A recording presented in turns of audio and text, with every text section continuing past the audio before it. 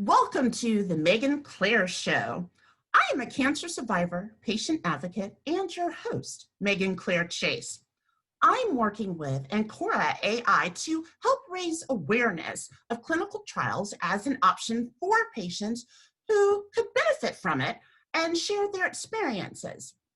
Ancora AI's mission is to give an unbiased and comprehensive information for patients to empower and bring vetted trial options for all patients involved.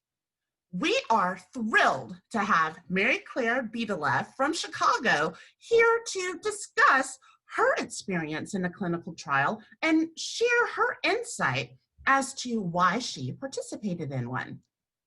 Hi, Mary Clare. Welcome. Hi, happy to be here. So why don't you give us a quick introduction of yourself? Hi, well, I'm in Chicago. Like you said, I'm originally from Virginia, and I'm a cancer survivor. I'm a two-time AML leukemia survivor, and I've had two transplants as well, two stem cell transplants. And I'm excited to be a patient advocate as well as an educator. My background is in teaching and running educational programs, and after cancer, that's a big part of my life to help other cancer patients and stem cell patients, make their way through this journey. Absolutely. We're so glad you're here. Let's just jump right in, shall we? So what was your knowledge of clinical trials before you participated in one? So I'll be honest, I think my perspective is a little different than many patients. My husband works at the university here in Chicago, University of Chicago, and we have been affiliated with universities throughout his career. And many of the people that I know in my day-to-day life in this community work in medical trials, and it's a big part of research universities. So I personally know people who are doing this kind of work and, chit-chatting, after school events or a potluck at my daughter's school, what do you do? And I found out so much about that process.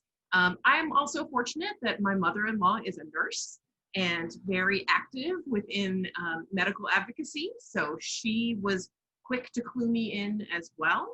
I was a little fuzzy on the exact details of clinical trials until I was in one, but I understood that this is how developments and cures and treatments happen for cancer patients. Without clinical trials, we cannot advance anything. Absolutely. And how fantastic to have those people in your life to be able to share that kind of wisdom with you even before you had even considered one. Yes. So that's amazing. Not everyone has that. So Absolutely. Yeah, so the fact that you're already able to go in with a little bit more knowledge than the average patient is thrilling, but also too, there's still stuff that you didn't know. Absolutely. So how did you hear about your clinical trial? So every clinical trial, and I've been part of a number of them since probably my second day diagnosed with cancer, they all came from my oncology team. Each and every possible clinical trial that was available to me, and some of them were very small, like one extra dose of a medication, or taking 1 day break between chemo treatments or something like that.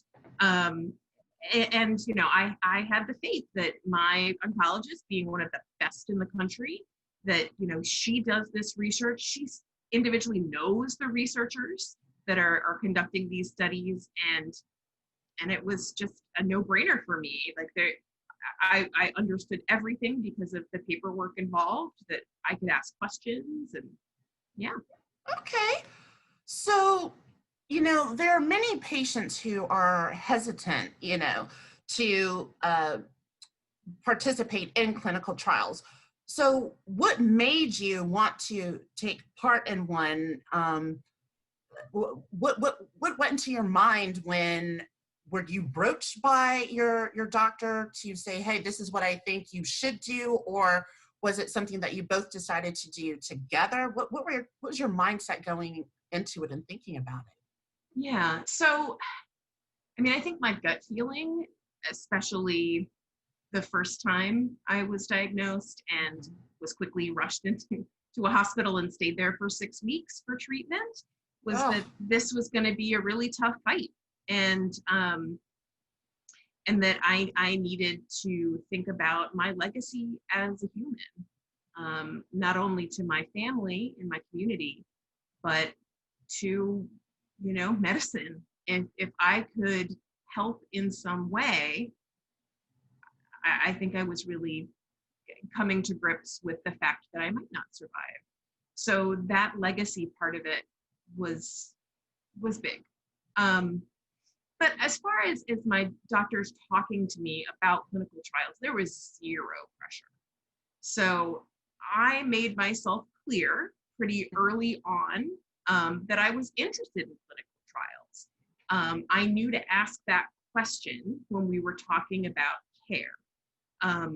For AML, leukemia, and many other cancers, your the understanding of the disease specific to your body and specific to mutations and things like that. Like, it is completely personalized. So, so that, my doctor explaining all of that to me, and that we could, with some nuances, try some different things. That we, a lot of them were very slight and very small and didn't take any additional time.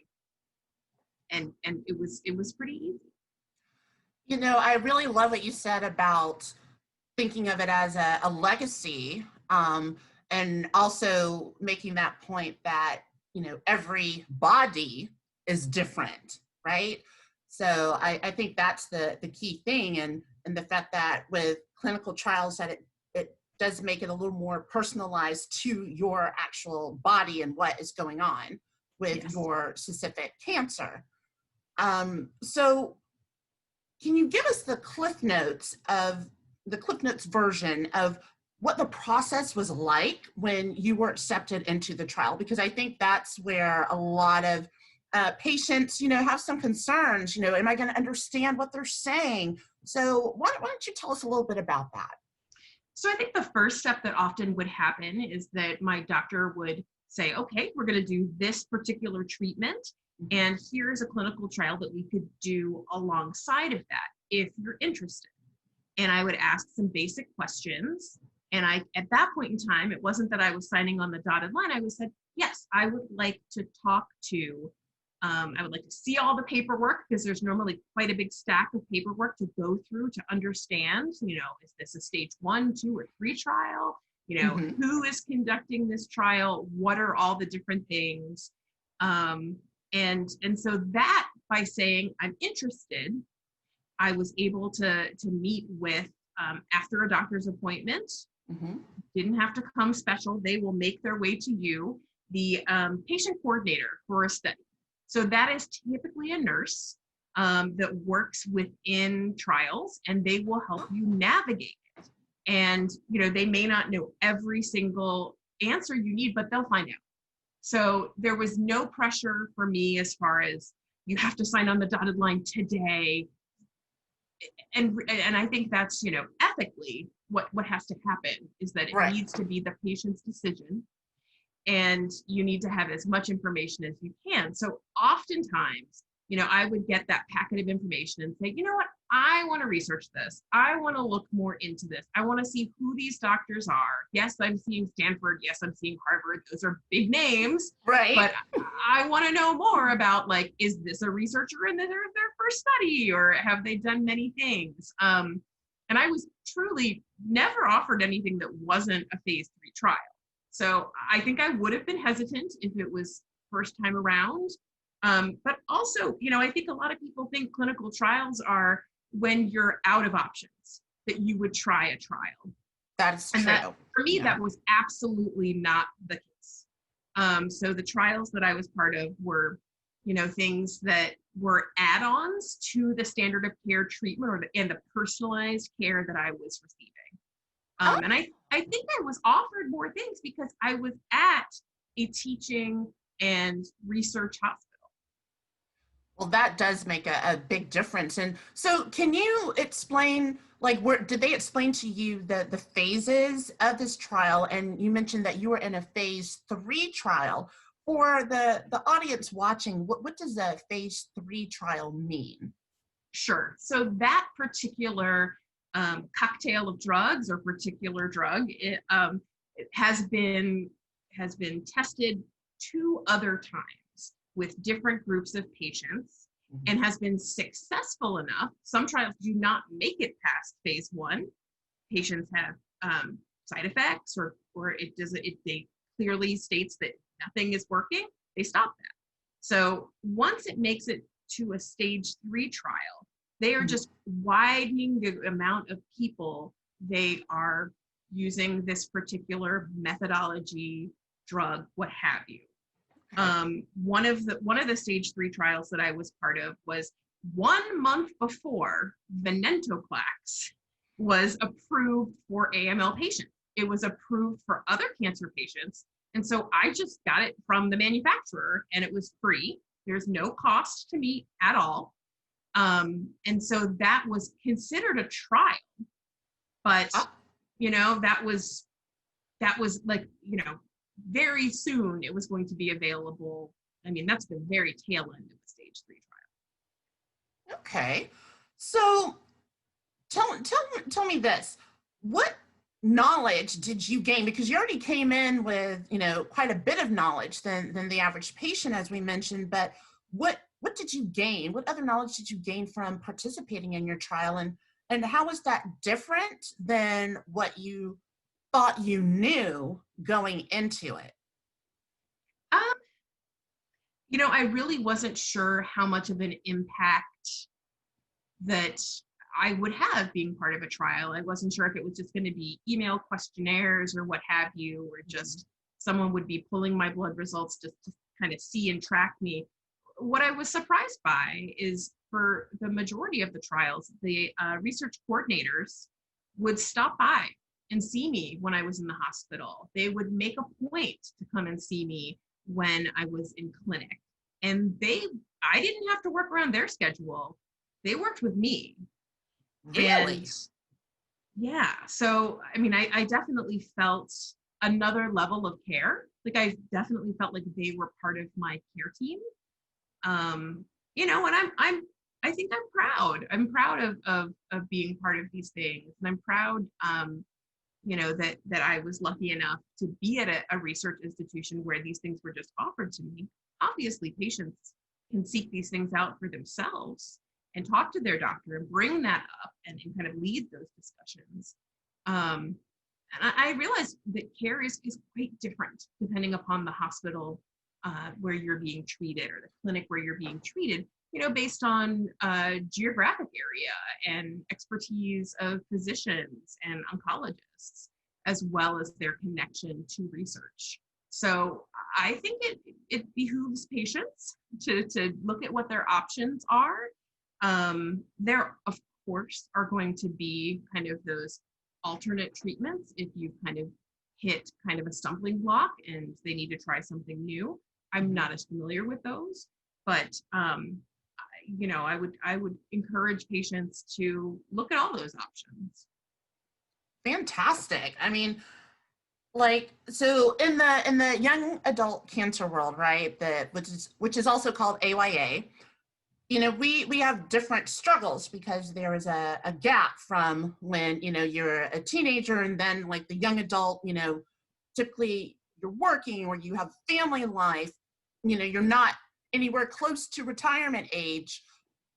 What were, how did you juggle, being in this trial and also your home life and everything else that comes with being a young adult cancer patient? I think family. I think that's really how we made it work. I was told early on by a doctor when I said, well, when can I go back to work and when can I do this? And he said, this is your job. Your job is to be a patient, to take care of yourself, to be informed. And that really switched my thinking. And I think the other follow-up question was, when I was in the hospital, should I keep drinking coffee? Like, I'm not really doing anything or productive. Like, and he was like, yeah, keep drinking coffee. Don't, it can be a way to, keep your routine and do that. If it's beneficial for you, go for it. If not, give it up. So, that I wholly was able to embrace being a patient as my work. I was very lucky that I could take a leave of absence from my job, and my mother moved in with us, and she was the primary caretaker for my daughter. My husband had to keep working, and I, luckily had my wits about me most of the time and could go to appointments on my own or with my mom. Being an AYA, I was 37 when I was first diagnosed, which you don't think about being a young adult, but if you're 40 and under, that 18 to 40, you're considered an AYA, a young adult. And I was treated with a very specific clinic within the University of Chicago that is for AYA patients. So that was, and there is not a lot of research about us. There is not, especially due to like leukemia, people who have AML leukemia are typically an infant or a 75-year-old man. That's just kind of how it goes. Those are the averages. And so there's a very small amount of us that are in this middle. Mm-hmm. And to figure out, do we give you the same amount of chemo, really high dose chemo as an infant, or lower for someone who is older? And they've learned through trials that young adults that we typically, who are healthy to begin with beyond cancer, that we can take the much higher doses and have better outcomes if we're treated like a younger person. So it really is a great time to be part of all of this. And I've been fortunate enough to be able to start working a little bit now myself. But that's great. Many cancers, they take over your whole life, and it was not easy to be able to bring more family into our world, but it's been a godsend, and it made that possible. You really bring up a good point as far as being a young adult cancer patient, because I was too. I was diagnosed under 40. And there really needs to be like special attention given to our age range. And I think it's really great to, that we have you here today to, maybe dispel some myths about clinical trials, because especially, no matter what your age, like you should always, be considering a trial, but it's really, I think, important for patients, especially in that young adult cancer range, where, we may be a little hesitant because are we going to be cared for, in a different way than someone who is 75 versus someone who is an infant. So you really bring up some excellent points in that, and to, consider trials because of our age. So Mary Clare, as we wrap up this fabulous conversation here, I would love for you to offer a bit of advice for those patients who might feel a little uneasy about participating in a clinical trial. What would you say to them? Sure. I think one of the main things, and this is not just about clinical trials, I think this is about the patient experience as a whole, that it is important to empower yourself to understand how this cancer is working through your body, whatever condition you have, really the mechanisms of that. Sure, we all took biology back in high school, or maybe a little bit in college. I don't remember much, but I've spent the time to really figure out in basic terms, what is going on with my body, and a general idea of what is going on with these different medications. Because typically, we're treated with multiple medications, different phases of things. They're constantly monitoring things. and you'd be able to set your expectations for recovery and all that stuff. Mhm. That I think, just saying, oh, I just trust my doctor, whatever they want to do, I don't want to know all the details. I think you're doing yourself a disservice. I think you can make much better decisions if you ask those questions. And we live in the day and age where you can email your doctor, and you can I even text with the nurse practitioner in my oncologist office at times, and you can say, I don't get this. Why are we doing this? Why do we have to do this step before this step? Or why are we going back to this medication? I don't get it. I think it's really helpful, to get, if that doctor can't explain it, to talk to the nurse and say, who can explain this? Right. Who on this team would be able to break this down for me? And often the people who can do that, they are, teachers at heart, like me. That's a skill that they cherish having, and will make the time for an interested patient.